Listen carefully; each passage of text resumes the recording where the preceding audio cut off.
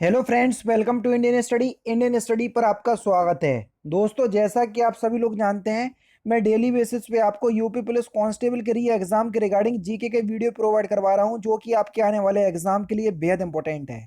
तो आप ये मान करके चलें, मैं जीके का टेस्ट लेकर के आया हूँ। 100 लाइक का टारगेट रखते हैं, तो प्लीज़ दोस्तों वीडियो को लाइक जरूर कर दीजिएगा। और आप सभी लोग जानते हैं कि लगातार र्यूमर्स आपके सामने आ रहे हैं कि यूपी पुलिस कांस्टेबल का री एग्जाम जो है वो कभी भी हो सकता है। अब आपकी मर्जी है, आपकी इच्छा है कि आपको इसकी तैयारी अच्छे से करनी है या नहीं, क्योंकि मैं तो डेली बेसिस पे आपको करवा रहा हूँ।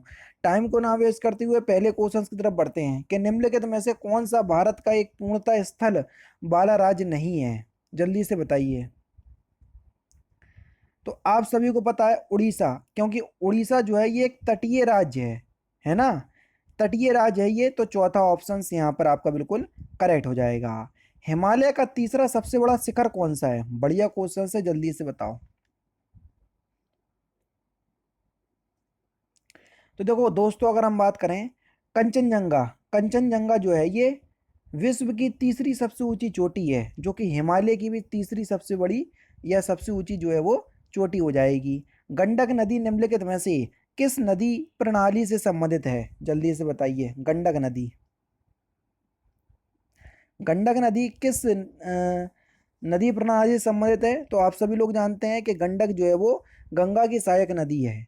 गंडक नदी नेपाल सीमा के पास तिब्बत में धौलावीरा से निकलती है, और यह नदी भारत के बिहार और उत्तर प्रदेश राज्य में बहती है, तथा पटना के समीप जो है वो गंगा में जाकर मिल जाती है ना। तो इसलिए दूसरा ऑप्शन करेक्ट। भारत में बेलांचली वन कहाँ पाए जाते हैं? जल्दी से बताइए। बेलांचली वन आप नाम पहली बार सुन रहे होंगे। तो देखो, बेलांचली वन को ही कच्छ व मैनग्रोव वन कहा जाता है। मैनग्रोव वन की अगर हम बात करें तो वो बेलांचली वन ही होते हैं, जो कि तमिलनाडु, उड़ीसा और पश्चिम बंगाल उपरोक्त सभी जगह आपको देखने को मिलेंगे। तो चौथा ऑप्शन यहाँ पर आपका बिल्कुल करेक्ट। दक्षिण भारत का वह देश जो सर्वाधिक देशों के साथ सीमा बनाता है। बढ़िया क्वेश्चन है सर, जल्दी से बताइए। कौन सा देश है जो सबसे ज्यादा देशों के साथ सीमा बनाता है? तो सही आंसर आपका क्या हो जाएगा सर? ब्राजील, दूसरा ऑप्शन करेक्ट। कौन सा देश है? ब्राजील देश, दूसरा ऑप्शन यहाँ पर आपका बिल्कुल करेक्ट होगा। नेक्स्ट क्वेश्चन आपके सामने, भारतीय संविधान के किस भाग को प्रशासकों की आचार संहिता कहा जाता है? जल्दी से बताएं। तो भारतीय संविधान के किस भाग को प्रशासकों की आचार संहिता कहा जाता है? तो सही आंसर हो जाएगा आपका नीति निर्देशक तत्व को। किसको? नीति निर्देशक तत्व को, तीसरा ऑप्शन करेक्ट। भारत में संसदीय सरकार का वास्तविक मुखिया कौन होता है? जल्दी से बताइए। भारत में संसदीय सरकार का वास्तविक मुखिया। तो दोस्तों, अगर हम बात करें वास्तविक मुखिया की, तो भारत में संसदीय सरकार का वास्तविक मुखिया प्रधानमंत्री होता है। तीसरा ऑप्शन से यहाँ पर आपका बिल्कुल करेक्ट हो जाएगा। निम्नलिखित में से कौन से अनुच्छेद के तहत शोषण के विरोध अधिकार का प्रावधान किया गया है? जल्दी से बताएं। कौन से आर्टिकल के तहत? आप सभी लोग जानते हैं अनुच्छेद 23-24 में शोषण के विरोध अधिकारों का प्रावधान है। अनुच्छेद 23 में मानव दुर्व्यवहार व बालाश्रम पर प्रतिबंध है। और अनुच्छेद 24 की अगर हम बात करें, अगर आपको पता है, तो अनुच्छेद 24 में जो है 14 वर्ष से कम आयु के किसी बालक को किसी कारखाने या खान में काम करने के लिए नियोजित नहीं किया जाएगा। ये आर्टिकल 24 में किया गया है। तो शोषण के विरुद्ध जो है वो 23-24 में है, 24 ऑप्शंस में नहीं है, तो 23 आंसर लग जाएगा, चौथा ऑप्शन करेक्ट।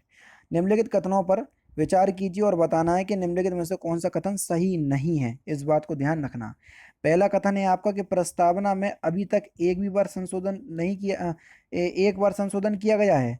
ये तो आपका गलत है, क्योंकि अभी तक प्रस्ताव नहीं, ये तो आपका सही है, क्योंकि अभी तक प्रस्तावना में केवल एक ही बार संशोधन हुआ, जो कि है 42वां संविधान संशोधन, जो कि 1976 में किया गया था, जिसके तहत प्रस्तावना में समाजवादी, पंथनिरपेक्ष और अखंडता शब्द जोड़े गए थे। इसके बाद अभी अभी तक कोई भी संशोधन नहीं हुआ, तो ये तो बिल्कुल सही है। हमको जो सही नहीं है वो बताना है। दूसरा देखो कि 42वें संविधान संशोधन द्वारा अधिनियम 1976 द्वारा समाजवादी, पंथनिरपेक्ष व लोक कल्याण, तो ये गलत है। अभी हाल ही बताया मैंने आपको कौन कौन से समाजवादी, पंथनिरपेक्ष और अखंडता शब्द जोड़े गए थे, तो ये लोक कल्याण गलत है। तो इसलिए केवल दो आपका गलत हो जाएगा, वही आपको बताना था। दूसरा ऑप्शन करेक्ट। निम्नलिखित में से कौन सा क्षेत्र भारत के सकल घरेलू उत्पाद में सर्वाधिक योगदान देता है? जल्दी से बताइए। तो कौन सा क्षेत्र जो है वो भारत के सकल घरेलू उत्पाद में सर्वाधिक योगदान देता है? तो वह है आपका तृतीय क्षेत्र। कौन सा दोस्तों? तृतीय क्षेत्र। इस क्षेत्र में जो है वो विभिन्न प्रकार की सेवाओं का जो है वो उत्पादन किया जाता है। ठीक है, जैसे व्यापार, होटल, रेस्टोरेंट इसी क्षेत्र के अंतर्गत जो है वो आते हैं। नेक्स्ट क्वेश्चन दोस्तों आपके सामने कि निम्नलिखित में से किस विधि का प्रयोग राष्ट्रीय आय के आकलन में नहीं किया जाता है? आज के क्वेश्चंस देखो बढ़िया हैं। किस विधि का प्रयोग राष्ट्रीय आय के आकलन के लिए नहीं किया जाता है? लेखा विधि का प्रयोग नहीं किया जाता है। तीसरा ऑप्शन करेक्ट। भारतीय रिजर्व के वर्तमान गवर्नर शक्तिकांत दास किस क्रम के गवर्नर हैं? ये आपसे पूछा गया है। तो किस क्रम के हैं ये? 25वें क्रम के गवर्नर हैं। तीसरा ऑप्शन करेक्ट। सामान्यतः छिपी बेरोजगारी का अर्थ क्या है? छिपी बेरोजगारी को ही हम प्रच्छन्न बेरोजगारी कहते हैं। और प्रच्छन्न बेरोजगारी में ऐसे लोग जिन्हें यदि खेत या कृषि से निकाल दिया जाए तो भी कृषि से प्राप्त कुल उत्पादन में कोई कमी नहीं होती, तो उसको हम छिपी या प्रच्छन्न बेरोजगारी कहते हैं। कहने का मतलब ये है, एक खेत को काम करने के लिए 5 लोगों की आवश्यकता है, यहाँ पर लगे हुए हैं ज़बरदस्ती 8 लोग। ठीक है, अब इस 8 लोगों में से 3 लोगों को हमने निकाल दिया, लेकिन काम में कोई भी फर्क नहीं पड़ा, तो ये जो बेरोजगार हो गए, इस तरीके की बेरोजगारी को ही हम छिपी या प्रच्छन्न बेरोजगारी कहते हैं, है ना। तो यहाँ पर आपका सही आंसर हो जाएगा श्रमिकों की सीमांत उत्पादकता शून्य। चौथा ऑप्शन से यहाँ पर आपका बिल्कुल करेक्ट हो जाएगा। यहाँ पर आपको बताना है एक जिला एक उत्पाद के संदर्भ में सूची 1 को सूची 2 से मिलाना है। अमरोहा जिला जो है वो किस लिए प्रसिद्ध है? तो अमरोहा जिला जो है वो ये आपका वाद्य यंत्र यानी कि ढोलक के लिए प्रसिद्ध है। कन्नौज को आप सभी लोग जानते हैं कि इत्र नगरी कहते हैं, तो दूसरा तीसरे से मिलेगा। जौनपुर को आप जानते हैं कि ऊनी दरी के लिए ये प्रसिद्ध है, और सीतापुर जो है वो दरी के लिए प्रसिद्ध है। यानी कि पहला मिलेगा आपका चौथे से, और दूसरा मिलेगा आपका तीसरे से, और तीसरा मिलेगा दूसरे से, और चौथा मिलेगा पहले से। तो यहाँ पर आपका दूसरा ऑप्शन करेक्ट हो जाएगा। नेक्स्ट क्वेश्चन के उत्तर प्रदेश में सर्वाधिक वर्षा किस क्षेत्र में होती है? ये आपसे पूछा गया है।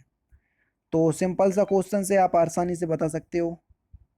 तो उत्तर प्रदेश में सर्वाधिक वर्षा किस क्षेत्र में होती है? तो ये पूर्वी मैदान क्षेत्र में होती है ना। तो बस पहला ऑप्शन करेक्ट। निम्नलिखित में से कौन सा बुंदेलखंड का एक लोकप्रिय लोकगीत है? बुंदेलखंड का लोकप्रिय लोकगीत, तो सही आंसर हो जाएगा आपका आला। दूसरा ऑप्शन करेक्ट हो जाएगा। उत्तर प्रदेश के किस जिले में बॉक्साइट पाया जाता है? जल्दी से बताएं। तो उत्तर प्रदेश के किस जिले में बॉक्साइट पाया जाता है? तो सही आंसर हो जाएगा आपका बांदा जिले में। दूसरा ऑप्शन करेक्ट। गणेश शंकर विद्यार्थी के संपादक में प्रताप नामक पत्र का प्रकाशन उत्तर प्रदेश के किस स्थान से हुआ? तो किस स्थान से हुआ ये?